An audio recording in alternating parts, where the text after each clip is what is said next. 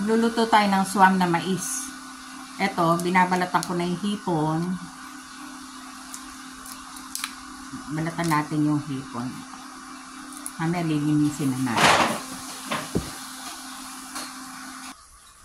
Nakatas na yung hipon at nalinis na.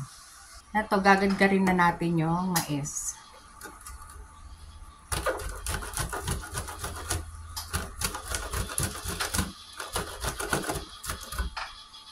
Pakita ko sa inyo mamaya pag marami.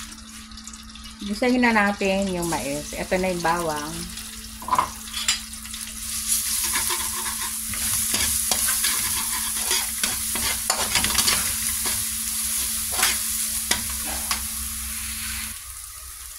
Lagay ko na yung sibuyas.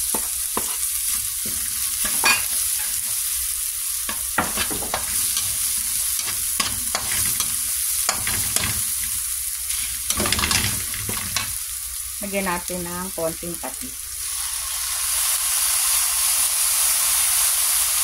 Maliit ang butas kaya alam mo maraming patis. Lagyan na natin tong hipon.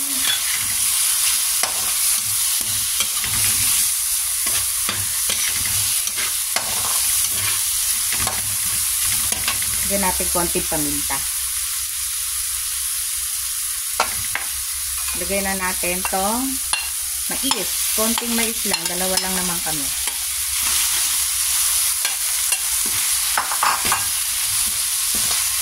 Lagay pala natin yung katas ng hipon.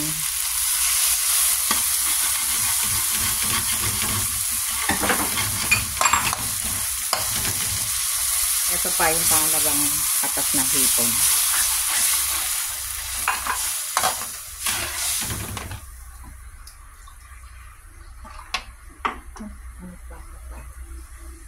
Lagyan natin tubig pa. Try natin maluto ang mais. Lagay na natin yung dahon sili.